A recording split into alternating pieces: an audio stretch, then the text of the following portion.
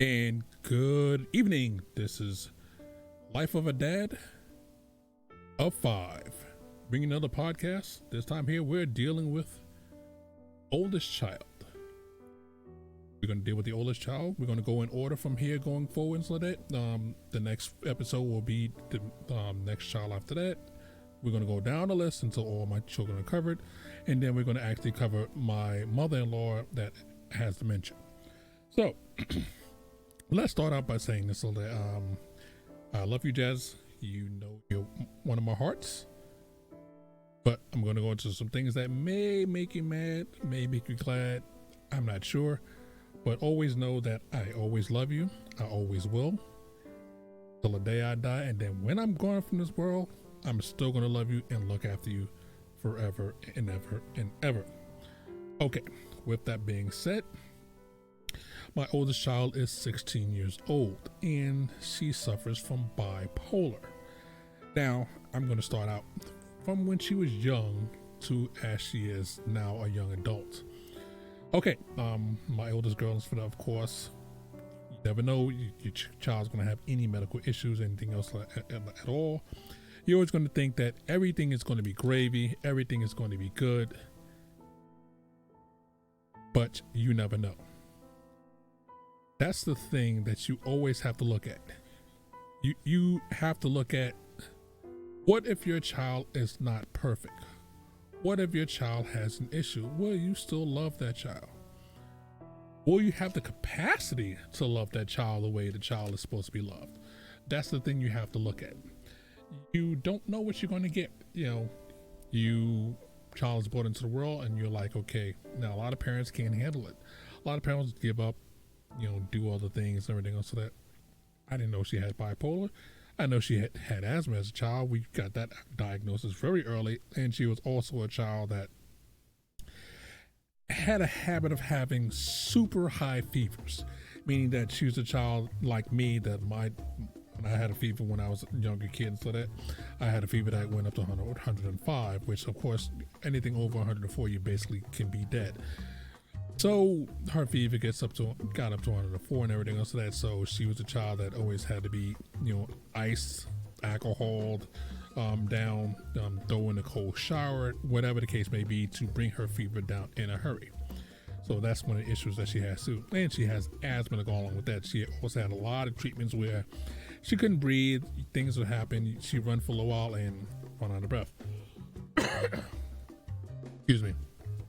So wasn't a sickly child, but of course, any child gets colds, sicknesses, and everything else of that, and that's stuff you have to actually deal with. Okay, now if you can see her right now, so that you see in the picture, she was probably like, she was young. This is when we was at Kids World with her cousin Anna that has a brain disorder. So the family has a history of having some difficulties with issues.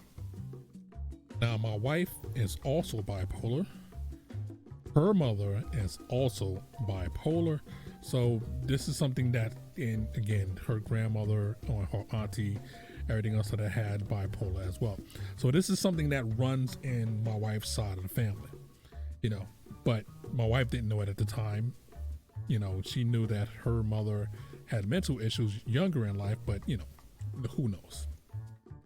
So at a young age and stuff like that, since she was the first child and the only child, she didn't bond with everyone.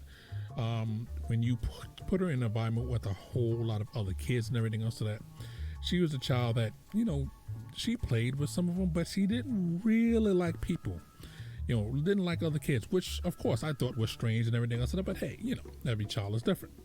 So going through school and everything else, so that, you had instances where you have kids that would pick on her because, again, she didn't like to be around other kids. She felt being alone. She got picked on and everything else like that.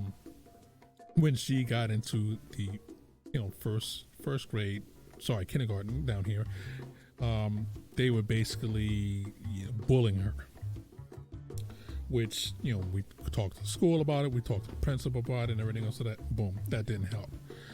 Then when she was the first and second grade, the first grade, she had a lot of difficulty relating to people because one example is her teachers would basically, she had 4 teachers in the first year in school.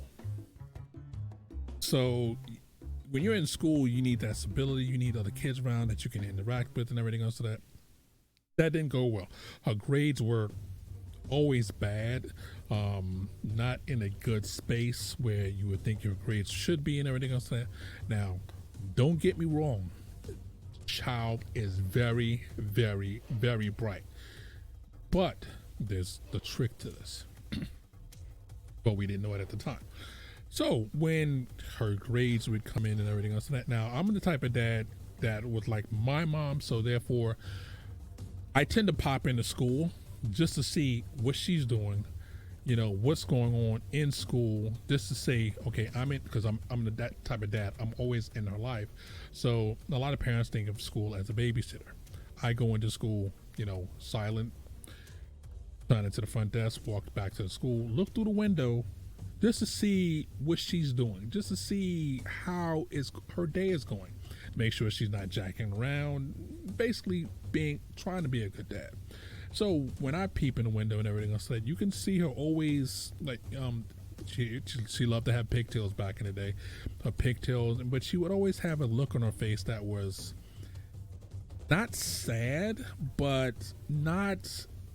If you look at all the other kids around there, they're talking to each other when the teacher's not looking, or even when they're attentive and everything else, so that you can see that there was a spark there of learning. Like, okay, they'll raise the hand when something's going on. But that she didn't exactly do that. Now, it took a while for her to get comfortable with the other people around there. Once she got comfortable with you, then she would be able to say, okay, I like you, or I don't, but she would be able to interact with you. But since she had so many teacher switches for that didn't help her confidence to be able to talk to the teachers. You can see her in the classroom, like at times with a panic going on, like, can I get out of here? Can I run someplace? Or you have other times where you can see she's basically staying off into space, like nothing else around. So I'd pop in the door, open the door and everything else, go inside. When I see this and say, hey babe, what's going on? You okay? And she would brighten up some, but she didn't really brighten up to me, even though I'm her dad and everything else. So that she loved being around me. She loved doing things with me, but I wasn't the person that she really went to for stuff like this. That was her mom. Since they're bipolar, and again, didn't notice at the time, they can feel each other's moods and everything else. So okay, tell me, it's like, okay, just leave her alone for a while, But I didn't understand. And even to this day, and I know what bipolar is. I know what all the symptoms are now, but at the time,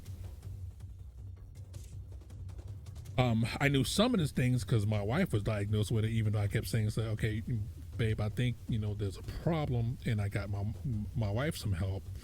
But as the years rolled along, we took her out of school because between the bullying stuff, her grades, we put her into homeschool. Now, we didn't do the typical homeschool where your child is segregated off, never seen another person in the world. She has a homeschool where she still has to talk to her teachers, just like I'm talking to you on video right now. She talks to her teachers on video, or they call on the phone. So she has interactions with her teachers, near constantly. So that she had to interact with other students, of course, because it's like a conference room class where she has to talk to other students and everything. But still, when you have to do projects together with the other students to get the homework done, meaning that you have to email them or call them, whatever the case may be, it still was like pulling teeth to get that done because she didn't want to interact. Her interaction skills was, leave me alone. Leave me alone. Okay, so after a certain point, I'm like, okay, something's not right. She's acting, and I didn't want to say, I try to frame it in a good way to my wife and everything else like that. She's acting like you do, given under circumstances, and she's a child. She shouldn't be that way. Okay, so After discussing it for a while, you're talking to her regular doctor and everything else. So the regular doctor, okay, she's a child. They basically ignored what we were telling her. You know, school, talking to them, so that why does homework late? Why is, even though it's homeschool, so that they ignored us as well.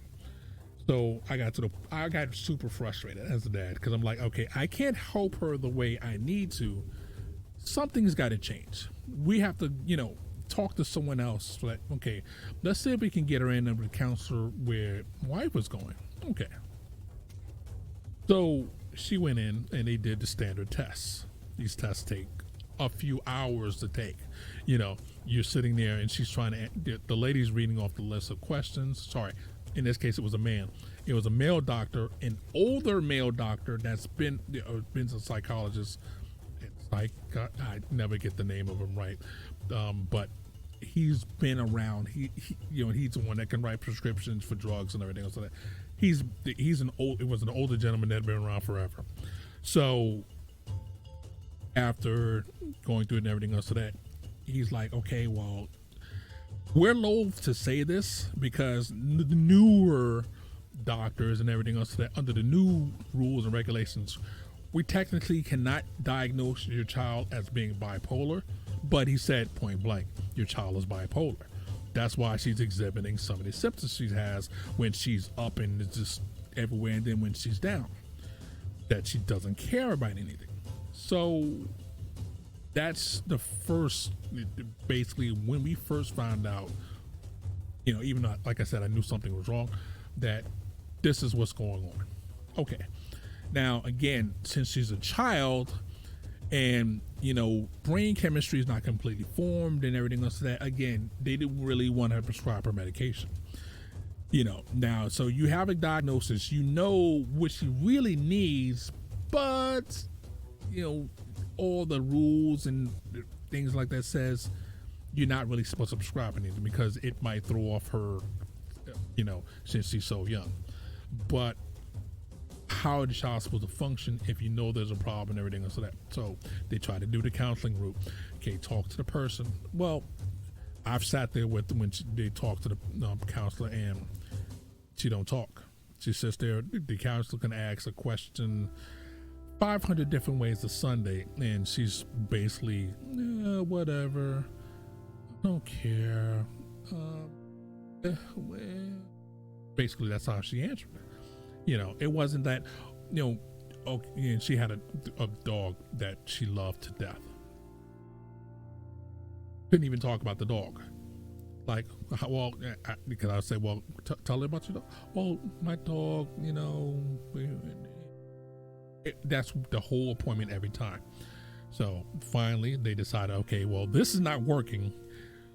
Seeing the grades and everything else, so that's still not working. So that, okay, it's time to prescribe medication. Now, I'm going to go through, I'm going to put up on the screen right now, and I'm going to read to you because, again, you can't all see it, everything else, so that what bipolar is. Okay, it requires a medical diagnosis, of course. Manic episodes include symptoms such as high energy, reduced need for sleep, loss of touch with reality. Depressive episodes include symptoms such as low energy, no motivation, loss of interest in daily activities, mood episodes that last for days and months at a time, and may be associated with suicidal thoughts. Okay, now I'm going to go into it. All right, now typical kids are, if they're not doing what they're supposed to do, again, I'm old school, so that you put, if you need to, a belt to their butts to get them motivated to do what they need to do. Or the newer school of thought is you put them in a corner, timeouts, this thing. There's a variety of different things that parents use to try to get their kids to do what they need to do. But for her, nothing works because you could have put her in a corner. Okay, I'm in the corner. You beat her, but especially if it's something that was endangering her, that I would do that. It was still, a loss of interest in as one of the symptoms of everything. Something that would be exciting to kids. You got a new skateboard. You got a new whatever you have, the new thingamajig. For her, it was like, They had a dog. Her dog was her life, and we have two. She had two. The first one died for that, which took a toll on her. She cried about that dog for actually years. And every time she would think of Shelly, it would bring a wealth of emotions and a depression that would last for a good bit of time, even with medication. So you have a child that not interested in stuff. You had a child that you can't, little example, my son don't do what he's supposed to do. I take the computer away from it. You've ended his life. You take the internet. You've ended his life. Oh my God, what am I supposed to do without the internet? I'm going to get right, Dad. I'm going to do what I needed to do. No, but that didn't work. So schoolwork even with her on medication, is a chore. Now, you're thinking, well, she might not be a bright child. No. When she's in her manic phase, she basically completes weeks of schoolwork in a matter of a week, meaning that let's say your assignment, especially in homeschool, since you can do progress ahead in assignments, she'll get a whole month and a half of schoolwork done in literally 3 or 4 days. About 4 days, because she wouldn't sleep. She'd be up, I get up, and I have insomnia, so I'm always up until 3 o'clock in the morning, 2 o'clock, 3 o'clock. And even when I go to bed, I'm not really asleep until about 5. So I'll get up, see she's on up front on the computer doing homework.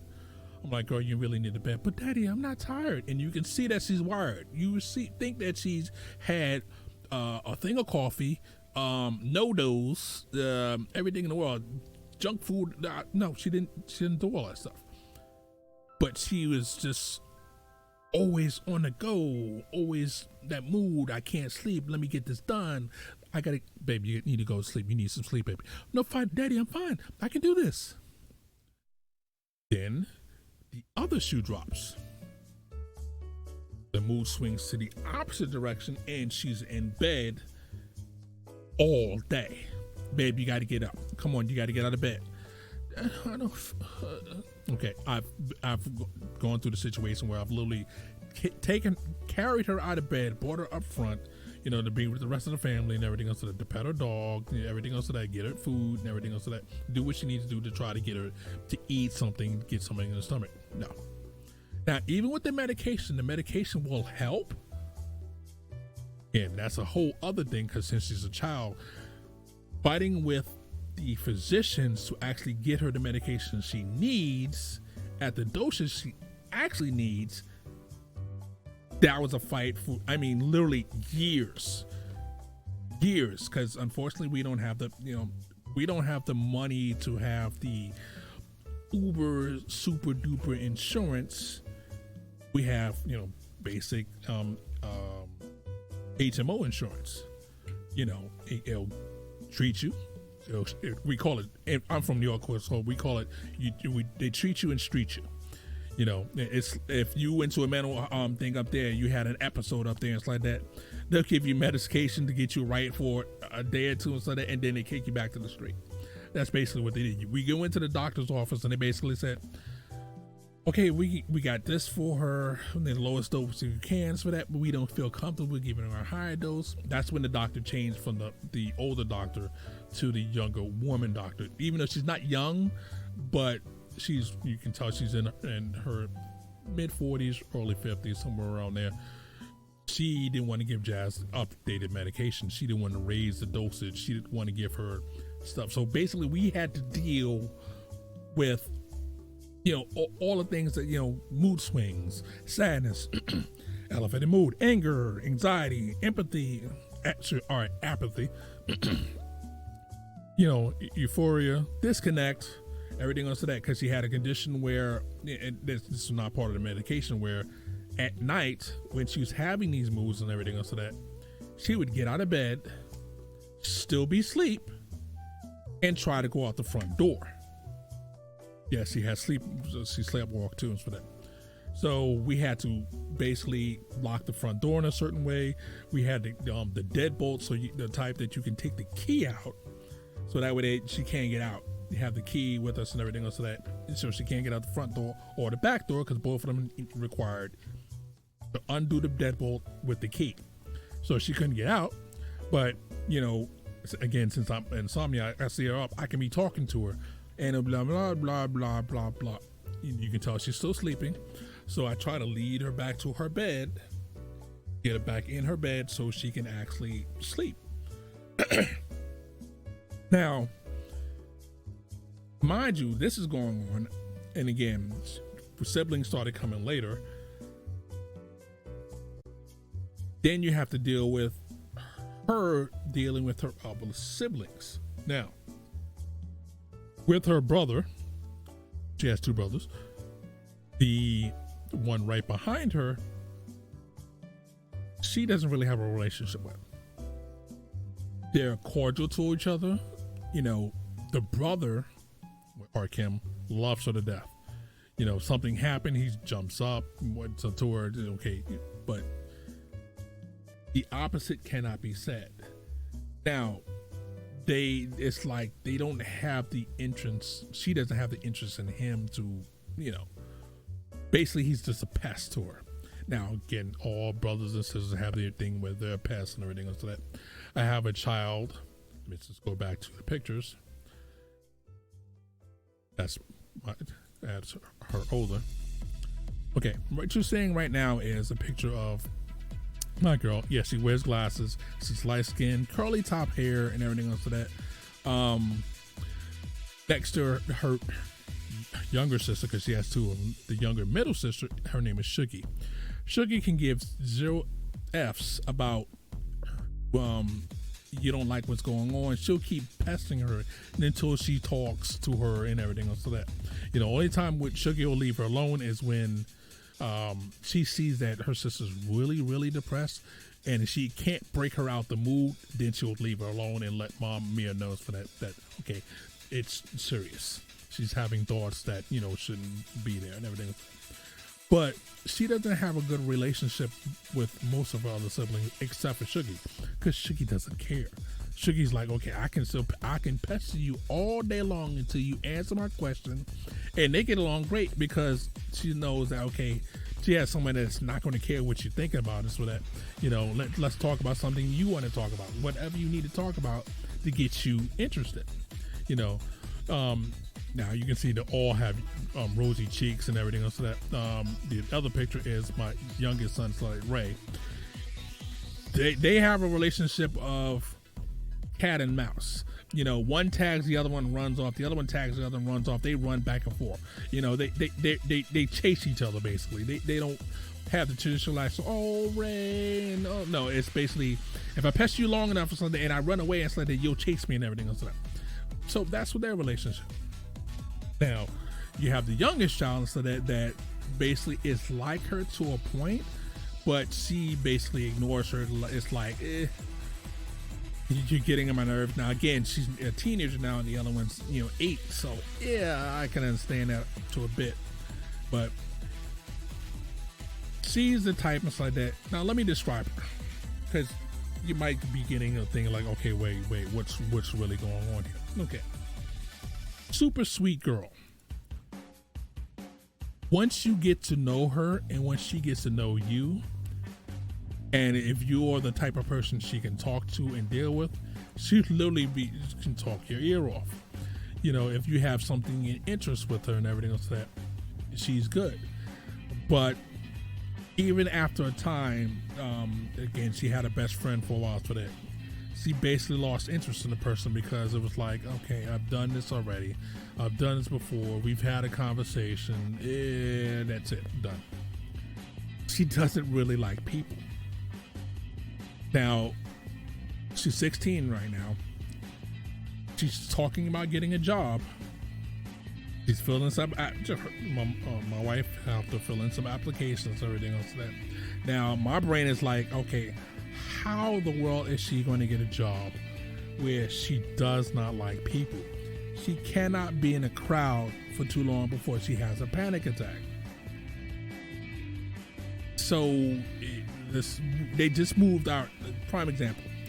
The Sam's we have a Sam's Club in Daytona Beach. That Sam's Club has been on Bevel Road forever and a day. She's been going there since she was a child. So she's got familiar with most of the people that work there. She's got familiar with where things are inside there. She's got familiar with the traffic that's inside there. Okay, they've closed down that Sam's and they moved Sam's out to where 95 is. So that Sam's is super elite busy all the time. It's literally, I'm from New York, it's like this, so therefore it's like we call it wall-to-wall meeting. You walk through the little space, you'll bump into somebody. If you're not careful with the cart, you'll run over somebody. That's how busy it is. She gets inside there and you can see the panic set in because there's too many people around her. But you're trying to get a job? How is that going to work out? Now, my wife is like, okay, well, maybe if she's around more people, it will make it better for her. She'll be able to. No, that's not how that works. And that's what I'm trying to explain to my wife and everything else like that. But trying to tell other people what you already know and what you see until they see it is hard. Because I've explained to my wife many different days, and we have a running, I wouldn't say argument about this. We have a running disagreement about this because, again, my wife and my daughter gets along like two peas in a pod. My daughter and me are the opposite end of the spectrum. She can go days without saying, a kiss and a hug. I haven't had. Well, I get one every blue moon would be the most accurate description of that. But my other children, on a daily basis or semi-daily basis or every other day, I get at least a hug or a hug and a kiss or both. My sons and everything else, so they kiss me and good night. I kiss them before they go to good night, so that love y'all, have a good straight sleep. I had a conversation with my wife so that we were just going out to get some stuff. And it was like I said to her, well, babe, I tell Jazz I love her all the time. She really rarely, I can't remember the last time off the top of my head when she said that to me, just uninterrupted, no rhyme, no reason, no anything. Well, that's you don't say it to my. And I looked at her like with the expression of, "Are you kidding me? Have you lost your mind?" Because I say this to her all the time. I'm home with her most of the time and everything else like that, so I know and everything else like that, and that's my routine. When I come in through to the room, the first thing I say is, "Good morning, love. How are you doing today? I love you." This is every day.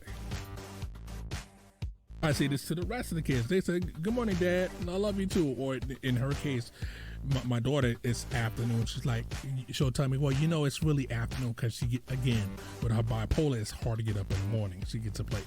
Now, again, when she's in her manic phase, yeah, she's up way before I am and everything else like that. So it's hard because you have to deal with this. She's irritable with me all the time. Risky behavior, she does do it and doesn't do. She doesn't take care of what she's doing. A couple of months ago, so that she was riding her bike and she decided, for no good reasons like that, even though her brother told her, "Don't do this, I'm going to try to do a stunt with my bike." Hits the curb, her head, she basically flips over because of the butt of a tea kettle, hits her head, hits her back, stunned on the ground. Brother runs into me and said, "Dad, she crashed, so she hurt herself." I bust out the door running, so they grab her up and stuff like that, and she's 100 and some odd pounds like that, so still grab her up and stuff like that, make sure she's all right. And you can see she's, wobbling. Okay, it's time for me to get you to the hospital and everything. So let's go. "No, Dad, I'm okay." All right. Now, Check her, make sure you're okay. Okay, you got scratches all the way down your arm, you got scratches on your back and everything else of that. She had no idea that she had done all this and everything else of that. So, okay, now my wife is home, so that's Ray told my wife the same thing. What happened? I come in the door and said, okay, she just crashed a bike, she hit her head, we got to watch her and everything else of that. Now, again, since my wife has the same condition, it didn't register to my wife either that, she really hit her head badly, that she's not supposed to go to sleep. Somebody needs to watch her. So my wife sends her to bed. Okay, you're not feeling well and everything else, so that just lay down for that. And I happened to have to go do something, and I came back. Why is she in bed? She literally hit her head and was dazed. No comprehension of what was going on around her. What, that really happened? Yes. That's the disconnect my wife has. My daughter has the same disconnect because, again, that's a risk that her brain didn't operate to say, okay, even though she was told, don't do that, you're going to crash, did it anyway. Okay, anger. Let's go over anger. My daughter gets angry over anything fast. Dad, you already said this to me. Well, if I didn't have to tell you to do your homework several times a day, maybe you wouldn't be angry. Oh, somebody's touching my stuff. They talk, Dad, I don't feel like being, okay, you're a teenager. I get that you're 16, but guess what? Life is about people always going to be in your space. So quick to anger. I've seen the wife and her go at it like, oh my God, shut up. She's the mom. Babe, shh. Why not separate? Go your separate ways. Okay, so we've covered anger. Anxiety. Now, I have a son that's super anxious. My daughter, this doesn't affect her so much unless, again, the aforementioned, she's in a public place with lots of people. Then her anxiety kicks in super hard, and it's like, oh my God, she doesn't know what to do. Euphoria. Okay, I skipped over to apathy and apprehension because that's just part of simple with the rest of it. Okay, we've seen many a times when we're walking in the store together and she'll stop mid-store and she just looks around, literally has forgotten why she's there and who she's with because of her condition. I'm like, hello, now everybody in this world will have that moment of, you forgot what the heck you're doing. This happens to most people, again, every blue moon, every now and then. For her, and I mean blue moon meaning that this might happen to most people, so that, once a year, maybe. This happens to her on the neighborhood of once every month or every 2 months, that she middle of doing something and just completely forget, space out, like, what was I doing something? Yes, baby, you were talking to me about this or something like that, or your sister said. So we try to do that. Discontent, general discontent. Nothing phases her. Again, do your homework. If you don't do your homework, you're punished. You can't get on the computer. You can't talk to this person. Give me your phone. Give me a touchpad. Nothing. Doesn't matter to her at all. Well, again, most kids, if you take their, again, especially teenagers, you take their phone away, oh, you just murder the world. No effect on her. Touchpad, she can't talk to the rest of the universe who she's talking to anyway. It doesn't really matter. She doesn't want to do what she's told. Because since it really is not a matter of, she doesn't care, clean your room.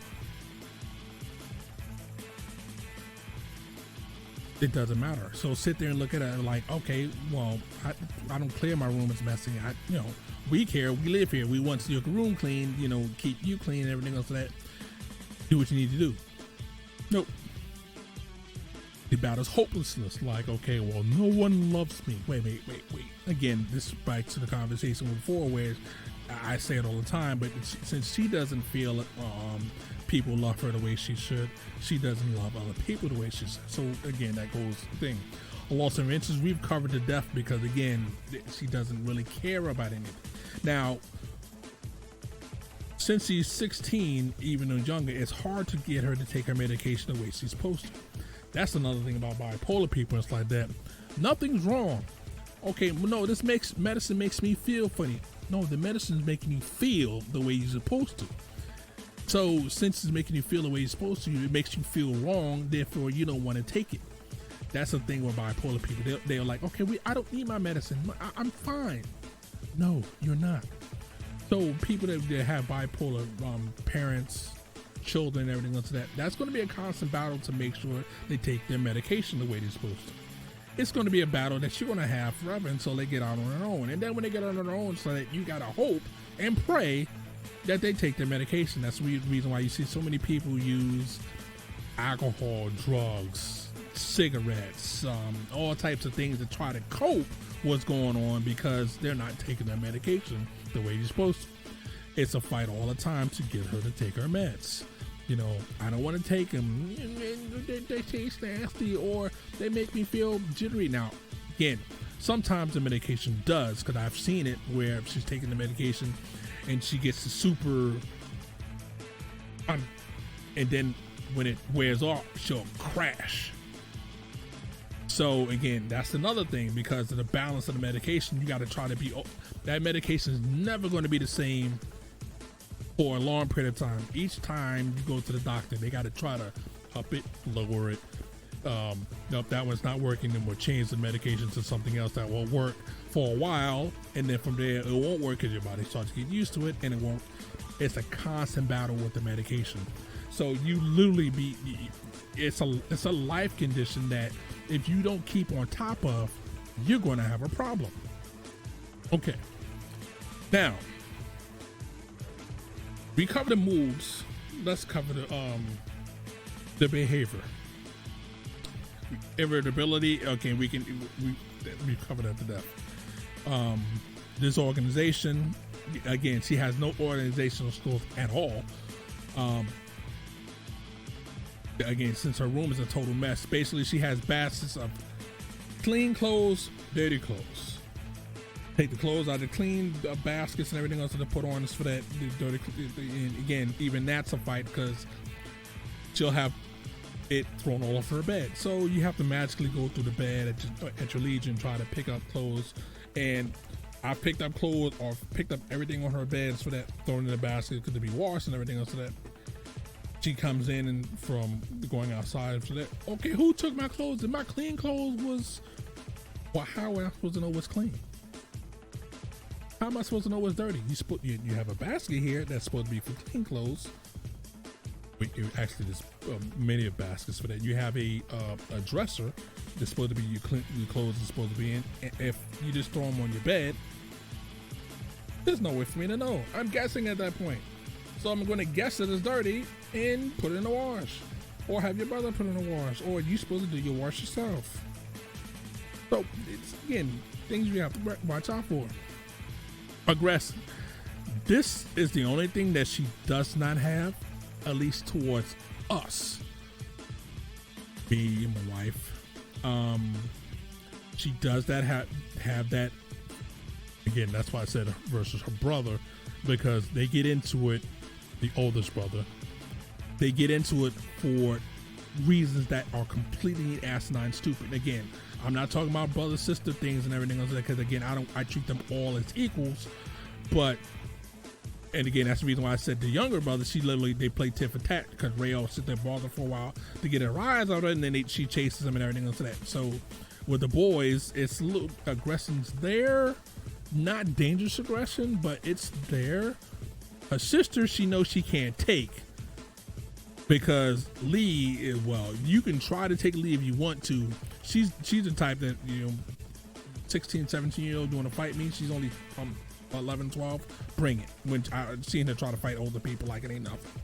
So she knows she can't take her. And the youngest one, she know that we get involved with that because so that's neither here nor there. Crying for no reason at all. Nothing's happened. Nothing bad has happened. It's a good day, and she'll be bawling.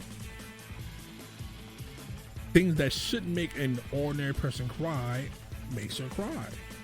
You know, it's just she doesn't have any control over it whatsoever. So it just happens. We're gonna skip over the other one because right now I'm praying to God that that's something desire for sex. Something she's 16. She's just starting to show interest in boys now. She has a boyfriend now, so I'm just, you know, she doesn't talk to me about that stuff at all. She talks with some others, so you know, her mom. So hopefully that's something that she can cover. I try my best to talk to her about it and everything else, at the ins and outs, but I don't want to hear that. Okay, that it is what it is. Hyperactivity, before we cover that, again, when she's on the low end of the spectrum, she does nothing. You gotta fight to get her to do her work. But when she's on point and she's hyperactivity, I gotta get this done. I need to get all these assignments done and just get them submitted and everything else like that. And again, now when she does her assignments, you tell her how good she is because she nearly always gets an A or low B or high B on the assignment. She rarely gets a C or D unless she literally does not understand the assignment. Yeah, and even then, once somebody explains her the assignment, she's like, "Oh, that's what it is." Okay, boom, here comes the A. Impulsive, not really much with impulsive. Restlessness, yeah, she has a lot. So let's go to cognitive.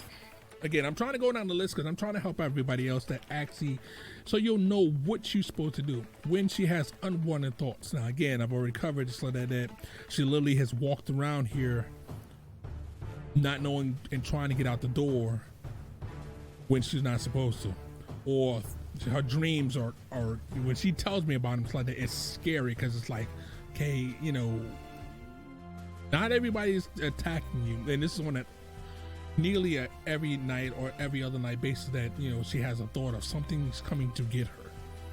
Some thing is, you know, no.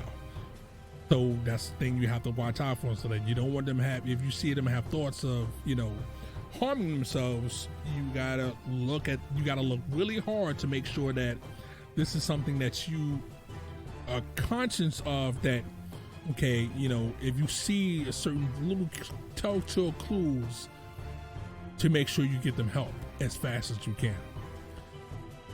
Delusions and everything else that, you know, again, she had lights on and everything else that, so she didn't, because at one time she was like, okay, she wouldn't go to the bathroom at night because the sharks or crocodiles or some animal or creature was living on her floor.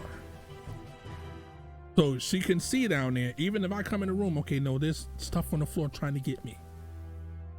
Now that doesn't happen because again, now because she's a little bit older, but she still has a light on in the room, so she can, it's a red light, so she can see everything else of that, so she can get down and everything else of that to go where she needs to go. So again, this is starting to happen. Lack of concentration. Her thoughts are disjointed. You have to try to keep her on task. Hey, how are you doing? So you have to try to keep her on task. You have to try to, babe, this is what you need to be doing right now, because she'll start something, jump onto this thing here, then jump onto this thing here, then jump back to the beginning thing that she started with. So it takes a while for you to go through all of those things. You know, okay, I'm starting one class here, I'm starting in the next class. Wait a minute, you haven't finished the first one yet. Or she's doing different things that none of them get finished. Oh, no, let me phrase it. They do get finished, but it's like there's a bunch of different steps to get to that one thing to get finished. Unless you say, Dad, did you do that thing? Oh, I forgot. Let me go do that. And then you have to constantly try to keep her on task, which is the hard thing because again, she's a kid. All kids want to, you know, F off and do other stuff. You know, they want to they don't really want to do their homework. You know, I mean, I did when I was a kid, but most kids don't want, you know, if they have the chance of not doing their homework, they just go out to have fun. That's what they do. And even when she goes out to have fun, I'm going out there to ride my bike. Okay. I go outside if I'm up and everything else, or my wife comes in, so that, okay, Jazz out there riding a bike? No, she's sitting in a chair. I thought she said she was riding a bike. But she's sitting in the chair right now. Well, where's the bike at? Over there. I'm going to do something so that she literally forget what she was doing, and that's what I really think it is.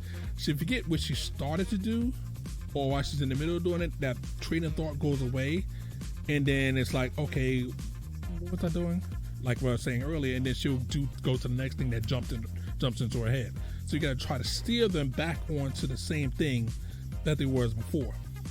So again, this is a child that has bipolar. You know, there's a lot of things that you have to look for. You have to try to take your clues from and everything else. Now, I'm going to go into the relationships that she has. Even with these conditions here and everything else, that, you know, it causes you to, I didn't say, I'm not going to say you, causes her to not be very close to most everybody. She's not really close to me at all. Our relationship is a strained one at best. You know, I couldn't get at a given day say that she really loves me, because she tells me so rarely. Okay, her sister, next sister, Shuggy, I've never heard Jazz say that she loves her. Right, just again, not our other sister saying it first or something like that. Just to say, you know what, I love you, sis. Thank you for doing. No, that doesn't really. With none of the kids except for Jiraiya, and even then, that's when, okay, you've gotten on my nerves. I love you, but you're getting on my. It's basically like that. I love you, but you're getting on my nerves. Go away. The only person that she shows genuine affection for all the time. Not all the time, but most of the time, is her mom. Assuming that they're not sitting there bickering at each other. You know, because when they're both in the wrong frame, they're both irritability stage, they annoy each other to no end, and then from there it's like, what? Slowly, I wish I can explain the expression to everybody that I'm doing. But if you've seen anybody in the street, any comedians like that, or any kid that you've seen that's disgusted with another person, that's what I'm talking about. It's like disgust. You know, how could you say that to me? How can you, any words to me make me do whatever the case may be? Now, don't get me wrong. I love my daughter to death. You know, sometimes it's very, very hard to deal with a bipolar person, let alone two. Oh, no, wait, let alone three. Because again, it's my mother-in-law that has dementia now, so that my wife and her. So I have three people that has bipolar. Again, one's on a downward phase with dementia. My wife, when her medication's right, and when she try to get things for that, love her to death and everything. But it affects your mood. It affects your joy. It affects everything that for you, how you react to that person. Because you can't always be like, well, I love you when they're showing you their ass. Excuse me, showing you their butt. I'm sorry, I should have said butt. You can't let them get on like that, because that's what they would. They try to push you away. They don't want anybody by them. They want to be alone. They want everybody else to just F off, leave them be. But unfortunately, you can't do that. Many a times, my wife would do stuff to me just to push me away as hard as she can. And if the love wasn't strong, I'd be gone. Children, you can't do that. You have to love them regardless. This is my wife. I have to love them regardless, even when the times that they're pushing you the way the hardest. But it does make you sad that you cannot fix it, cannot make it better. You cannot say everything is going to be okay, because it's not going to happen. You cannot just say everything, and that it annoys them when you do it. Because unfortunately, I guilty of it. I'm gonna put my head down, hand up, guilty of myself. So that, babe, you're gonna be okay. No, I'm not. This is you. At that point, all thing you can do is shut up, look, and see what you can do. What you can do might be just to hold her hand. What you can do is just put your hand on her shoulder, pat her head. I do that to my daughter all the time. You know, I just pat her on the head. That's all. I don't, because there's nothing really you can do. You know, you can't say a certain thing because it'll piss them off. You can't say I love you. You can't hug them because again, they'll shrink away. They'll basically, you know, like you're the enemy, basically. That's the easiest way to put it. You know, so again, I don't hug my daughter as much as I would love to hug her. I would love to, you know, slap a big hug and everything else, but I when I do that, she's like, oh, like, you know, somebody's trying to choke her. You know, whereas I do that to my other kids, they're like, thank you, daddy, I love you too. You know, you can't feel that they're attacking you as well. Okay, let me rephrase that. You're going to feel like they're attacking you. You cannot react as if they're attacking you.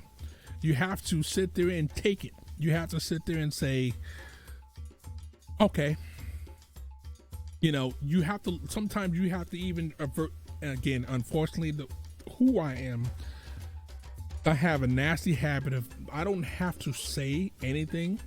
My looks and expression, again, I'm as you can see, I move my hands a lot. I move my head a lot. I'm sorry. The people that from the podcast are saying, but I can't see your hands. I can't see your head. Okay.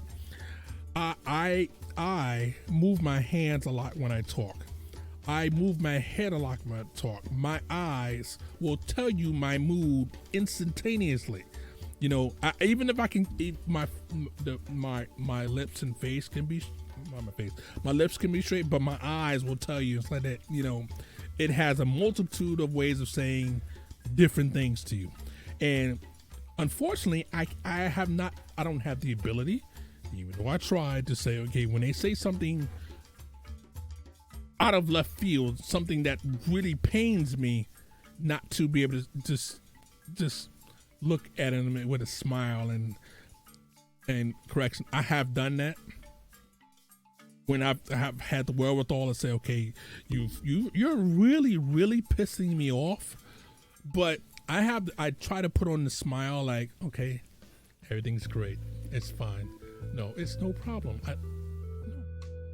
And that makes them even crazier, because they're like, okay, please don't do that, because now, you know, I know that's a fake thing. It's like that because I know I pissed you off, because the smile expression, that it's like the Joker smile, like you're trying to smile so hard that your face hurts because they've pained you so much that you want to, you know,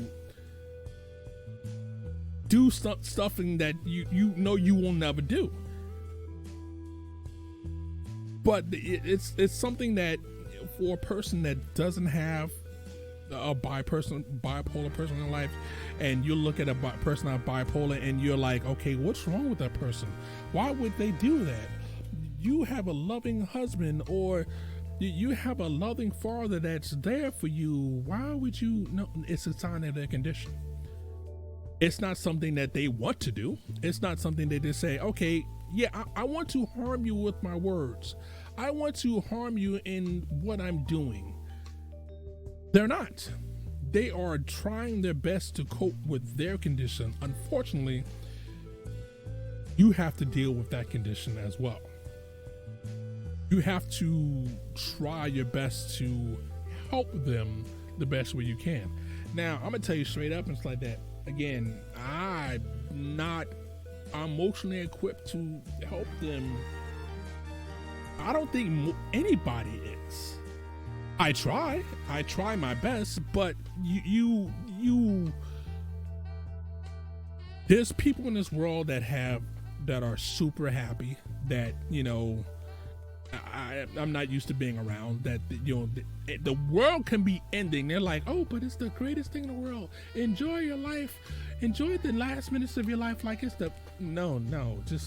I can't do that. That's not... I grew up too hard to look at everything is always going to be sunshine and flowers and everything is going to be great. Then no, that's not what my makeup is. I grew up in a place where it's dark. I grew up in a place where your life can be taken into projects every day, any day, for no reason at all. Just because you're there. You looked at somebody the wrong way. They felt that you disrespected them because you look. So I developed a look of, you mess with me, I have to hurt you. But that's not a look that you want to give your family members. You're trying your best to give that look of love and content. And even when you feel a love and content, it's kind of hard to show it when they're sitting there poking you, you know, in a way that you don't want to be poked, because it runs to that raw emotion that you have and everything else to that. So I hope I gave you an understanding of what a bipolar person is. Now, I know I've read some of the stuff, but I gave you examples of what it can look like for the person that has bipolar. So if you see a person acting in a way that I've described, you might want to say, so that, hey, look, and again, you have to say this in the right way. And again, I don't say it in the right way most of the time because I'm not good at it, but I try. You might have a issue that you may want to see somebody about. Now, even saying that, oh, that can be, oh, so I'm crazy now. Oh, that's them pushing you away. Even you love them, you're coming at them in a good way, in a good place, even though, again, I'm telling you, I don't always come at them in a good place, because that's not how I can be all the time. You still want to be sitting there like, okay, well, I know you might feel that I'm attacking when I'm not, but and you can try to offer, say, okay, well, maybe we can see somebody together, even though you might not have a problem. I know I have anger management issues, but that's a different issue. But they won't take you up on that. A bipolar person always feel that they're fine. This is normal. No, it's not normal. Getting them to actually see somebody will be your first step. It's just like saying a person that's an alcoholic and getting them to, you know, if you do an intervention and they're like, well, I don't know what the hell you're talking about. You're crazy. Everybody else in the world can see it, but to them, you've lost your mind. They've lost their mind, even though everybody else can see it. So you'll have to sit there and keep, again, I went through this with the wife. You have to keep trying to go there slowly until they see it. Then from there, they'll hopefully get help. Now, this is the problem that my mother-in-law has. She didn't get help. Even though she had 2 bouts of when they put her in a mental institution for a short period of time, they didn't let her back out because, again, they treat in street. Oh, you're fine. You're good now. Go home. No aftercare is needed. Nothing. You're fine. If you don't have a loved one there to sit there and try to prod for you to go and take care of this, you're in trouble. There's so many people in this world that have some sort of condition that no one helps them with because no one cares. If you care, please try to get them help, because this is me with my daughter right here. She has a big fox. The fox is actually, my daughter's 5'2" now. She's actually 5'2.5". She's a little bit taller than my wife. My wife is 5'2". She's carrying a fox that's bigger than her. See the smile that she has on her face, or see the smile that she had on her face with me, that you would see in this picture, you would be like, wow, you're a great dad. And a lot of days I don't feel like that from her. I feel like I failed her because I don't get the emotional response that you figured you would get. But you still have to say, I love you. You still have to say, how can I help you? Even when that help is basically, shh, don't say anything. Do whatever little small thing you can to, like I said, pat her head for me, to my daughter, to say, I love you. That pat is me telling her, I love you. Even when I say it and she doesn't want to hear it, if I can give it a small pat on the head, you know, you try little things to say, I love you. That's all you can do. Well, that's all I have for you today. This one's a little bit longer than the last one, everything else to that. Next episode that I will be covering, 2 weeks from now, we'll be covering my son. Divison is my daughter's name, the oldest daughter. Again, she's 16 years old and everything else to that. If you like what you have, you can always go onto YouTube and everything else to that. It will be on there so you can actually see my expression if you need to and everything else to that.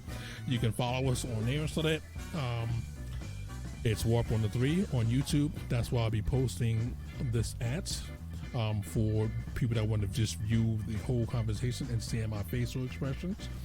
For the people that's listening, I thank y'all for listening and everything else to that. The next one will be covering my son Jaquez, and he has the condition of ADHD with high anxiety.